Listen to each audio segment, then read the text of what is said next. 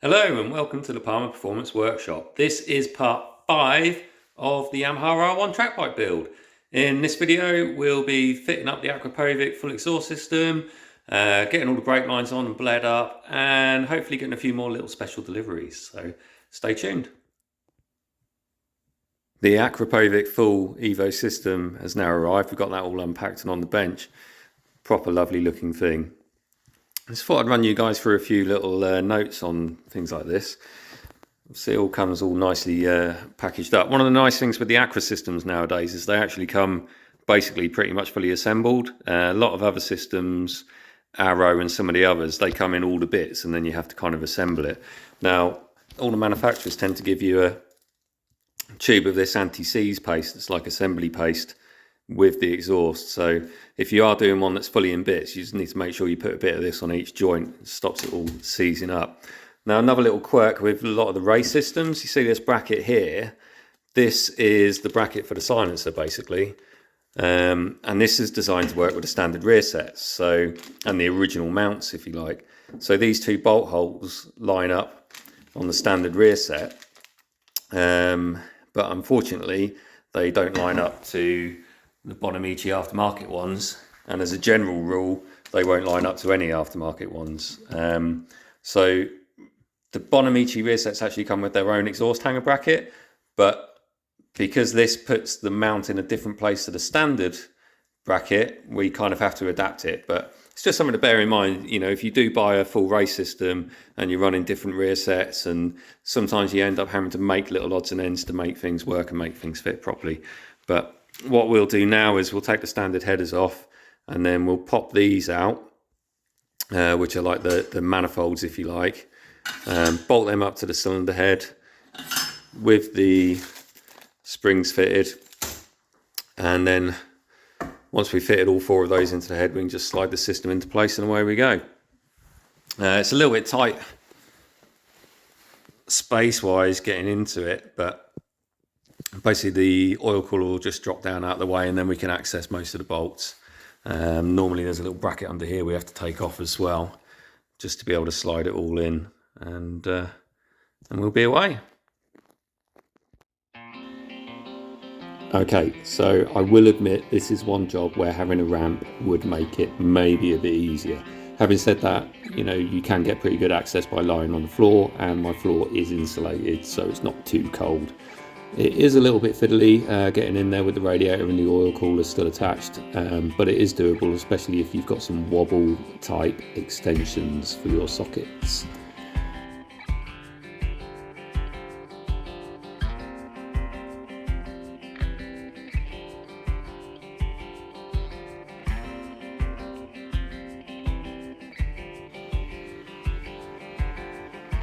And here we go, that's the standard headers off. So now we'll get the Akrapovic manifolds bolted up. It's a little bit easier getting these bolted up because obviously the headers aren't attached to them. So get the spring puller out, slide the headers in. Now you kind of have to just sort of wiggle them to get them in far enough to be able to get a couple of springs on. And then once you've got a couple of springs on, you can wiggle it some more and it will just pull itself in. And the main thing here is making sure that the headers have got fully inserted all the way into the manifolds. Sometimes a little bit of help from a soft-faced rubber or plastic mallet, just to give it a little tickle, does help.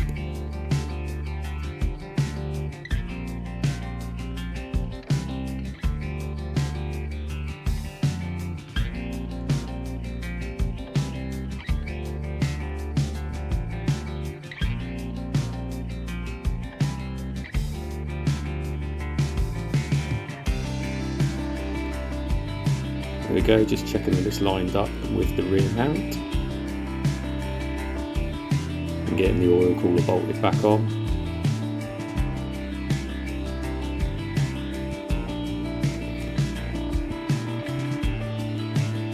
And the lower bracket for it.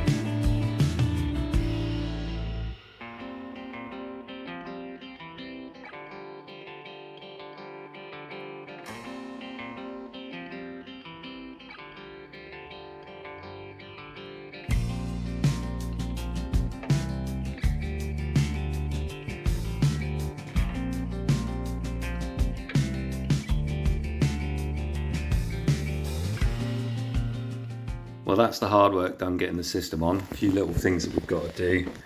So they have these adapters here. These are for the original O2 sensors. We'll pull them out and put blanking plugs in there. They have an extra port there for if you want to put in a wideband lambda sensor for data logging or on the dyno or whatever. That you can see is already lock wired. When we put the blanking plugs in there, we'll lock wire them because they do have a habit of rattling out. We've got a mount bolt that we just need to put in there. Now I haven't hooked the silencer on properly yet because, like I said, we need to look at the bracket here and do any modifications that we need to do to the Bonamici one to make it line up right. And then once that's all sorted, we can bolt it on, get the spring hooks on, and then put the fixings in for the little carbon shield which goes over there. The other thing I've got to look at is the brake line that came with the L74 kit kind of gets a little bit close to the exhaust up in this area.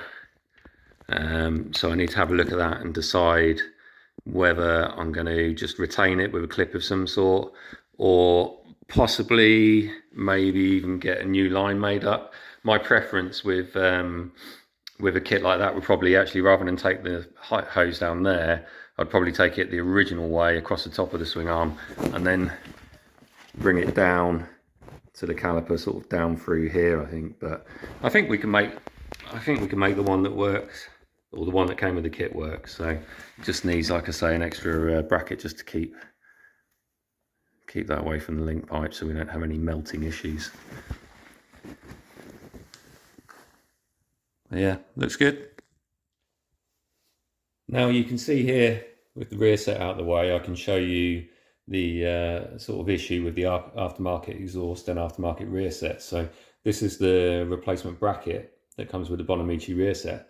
Now if you bolt that onto the standard mount here, that would line up perfectly with the standard exhaust, but obviously the Akra mount is moved in comparison to the standard exhaust. So what we need to do, I mean, if we offer that up, you can see if we try and put that somewhere near where the bolt holes are, it's kind of too far back and the angle's wrong. So basically what we're going to do is we're going to kind of line that up on there, mark these two mount points there on the back plate, and then we'll drill it and then just shorten it here to make it all line up right.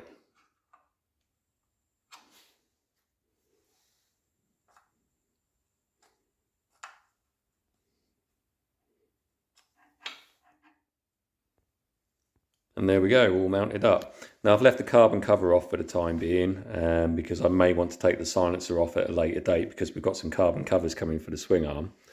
And also on the dyno, you know, they can get quite hot on the dyno, so we don't want to damage it or anything. But the bracket's on, it's bolted up for the time being. Bolted in there, obviously shortened and modified the bracket, that's all good to go. We swapped the lambda bungs over, I just need to pop some lock wire over those. And then one of the other things we'll do before we fire the bike up is actually just give the whole system a bit of a wipe down with some clean paper towel and some brake cleaner. You may have noticed when I was fitting the exhaust that I had gloves on. The main reason for that is with new exhaust systems, they tend to take the any grease or oil off your fingers, and then if you don't wipe the system down or don't use gloves, when you fire the bike up, those marks end up staining the metal a bit. So we always give the system a good, decent wipe down before running it. The silencers as well, especially, they actually come with like some sort of protective coating over them when you unpack them. So it's nice to wipe that off with some brake cleaner and soft paper towel as well. So a few of you have asked what we were going to do about the ECU location. So we have decided to stick with it in the standard location, but we bought this GYTR bracket kit. Now this normally comes with the GYTR wiring lumen ECU, but if you do a bit of digging around, you can find the part numbers for the two separate items for the ECU holder, and you can actually just order them from any Yamaha dealer. So basically the back part bolts on like that, just with a couple of bolts, and then the top part, you literally just pop the ECU in like that, and then that, get it in, and then that goes over like that. A couple of bolts on it, and there you go. That's your little case to try and protect your ECU. Job done. Time to crack on bleeding the rear brake. Motul RBF 660 brake fluid. It's what I've used for years and would recommend to anybody. So we get the old vacuum bleeder kit attached up to the rear bleed nipple. That'll help us draw the fresh fluid through with a minimum of air left in the system. And we can just do a final bleed manually once that's done.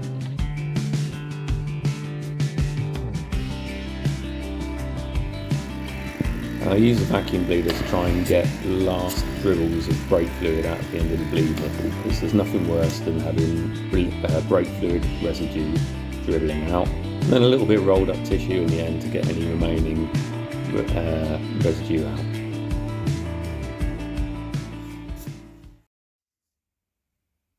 Just a quick note on brake fluid reservoirs. You can see here you've got a lower mark and an upper mark. I've filled it to a little bit below the upper mark. This is because on racing track bikes, brake fluid and everything gets a lot hotter than it would on the road. So just like to leave a little bit of extra room for expansion in the fluid reservoir. It's not unheard of, more so with the front brake, that people overfill them and then there's no room for expansion, and then you can end up having issues with the brakes sort of binding, or in extreme cases locking on, which is something you definitely do not want. Moving on to the front end, one of my 50mm handy brackets for the front brake reservoir. Get that bolted on the yoke, and then brake reservoir hose. Now people go on about Tygon, which is a clear type of hose, but it sweats the fluid out of it. So I always stick with Brembo genuine black hose. Okay, you can't see if there's any air bubbles in it, but if the system's all been bled properly, then that's not something you should worry about.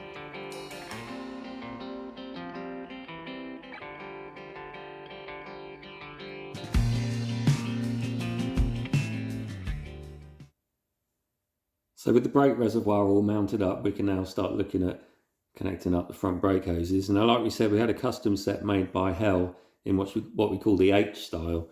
So this is them. So we've got the top bit here, which goes to the master cylinder. This is the split across the yokes, and then each line down to the calipers. So we'll bolt all the banjos on, and then we'll show you how we fix them to the forks to stop them sort of flapping around in various places. One thing that's worth noting with Hell brake lines is the way that they're swaged together. You can actually rotate these fittings to get your alignment exactly how you want it. And basically you hold that bit with a pair of pliers, and then you're meant to put a bit of 10mm bar through there, and you can rotate it gently to get it where you want to. Obviously it's not recommended to keep turning and turning and turning it, but just the odd tweak to get it lined up perfectly is perfectly allowable, and it actually says on the instructions in the Hell brake line kit about how to do it.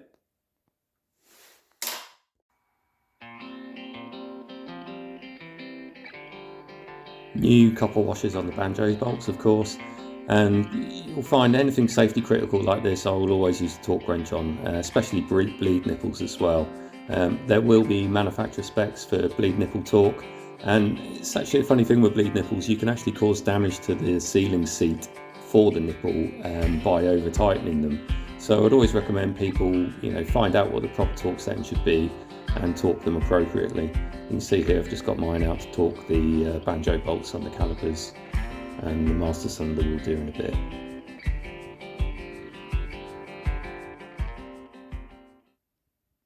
So the master cylinder reservoir is all plumbed up. The standard Yamaha bracket can't be used anymore, so we've just used one of my little 50mm handy brackets, which I've bent up to suit. You can get those by messaging me through Facebook or Instagram. Obviously the H line is all on. You see what we use here is we use a little bit of plastic pipe or rubber pipe as a standoff, and then a cable tie round which loops through the brake hose and around the fork to keep it nice and in one place so it doesn't chafe on stuff. Obviously the same there, and then the same on the other side. And in the middle on the R1, because I've got a spare bolt hole there from where the horn used to be mounted, I actually like to put a rubber line P-clip in the middle of the yoke just to keep that out of harm's way, because obviously you've got the steering damper floating around above here and whatnot, and also keeps it out of the way when you're using an under yoke paddock stand. And then obviously the lines just come down the outside and down onto the caliper. So now they're both all on, we can get the front bled up and we'll be away. And then this front speed sensor wire, that'll literally just cable tie onto the brake hose there. And then, like we showed in an earlier video, that's fixed up the top here on the original Yamaha bracket. All good to go. So out comes my vacuum bleeder kit again. Now, I'll always start at the caliper that's directly underneath the master cylinder, give it a bleed through with the vacuum kit until I start getting some fluid through, then switch over to the other side and do the same there. Once I've done that, I'll then manually bleed the top bleed nipple at the master cylinder. And surprisingly, you can normally get the most of the air out from there before switching back to the calipers and sort of in turn manually bleeding them to get the last bits of air out. With the vacuum bleeder kit, it is surprisingly quick to get the system bled up, especially compared to like not having one. It can take forever to get a completely dry new system of calipers, master cylinder and lines full of fluid. So definitely a handy tool. Obviously making sure we keep the fluid reservoir topped up as we're going through the bleeding process. So a few pumps on the lever, hold it, crack the nipple off, let some fluid out, close it off again and repeat. And then the final job, of course, is just getting the last of the brake fluid residue out of the nipples and then torquing them up. We've got another delivery. Most of this lot came from Motorcycle Race Parts. They're a Jet Prime dealer in the UK. So this is the right hand switch gear. You can see all the trick little smarty button switches there, and then the standard throttle assembly will bolt inside of that. So that's for the right hand side. Left hand side, we've got this one. You can see it hasn't got the buttons on it yet. That's basically so you can decide, you pick which colours you want to put on it and pop them on yourself. So we'll do that when we fit it. Replacing the ignition barrel with one of these Jet Prime switches. Just, you know, we don't need the key on the race bike, and it's nice to keep a separate sort of main on-off switch rather than sort of trying to link it through the kill switch. If you've got a standard bike where you can't turn the immobilizer off in the ECU, they do actually come with this kit so that you can bolt the sort of the key into the immobilizer unit so that it works still. And then we've got some Spider bits and pieces. Customer wanted a trick oil filler cap, so that's a Spider oil filler cap. And then for the standard front wheel, we've got some captive spacers. They just have a little lip on them so that it keeps them inside the wheel. They don't just drop out of the seals when you take it in and out, and they've got a nice chamfer on the edge to make it easy to remove and refit the wheel. It came as a set with rear ones as well. Obviously he won't need the rear ones because the L74 kit came with its own specific ones, but I'm sure he'll have a friend who'll have a use for them. And then finally we've got K&N air filter for the bike. This is a version, I think they didn't originally do this style for the R1s. It came out a few years ago, I think, though. And what I like about it is, rather than it just being sort of a flat filter, they've actually sort of made use of the room in the airbox, and as a function of that, it sort of increases the filter area. And obviously the more filter area you've got, the more flow you can get through that particular filter. So I like them, they're good. But yeah, that's all stuff that we're going to fit in part 6. We'll get the cockpit area all tidied up and get the bike up and running and head to the dyno. Thanks for watching. Hit that like button, hit that subscribe button, and we'll see you next time.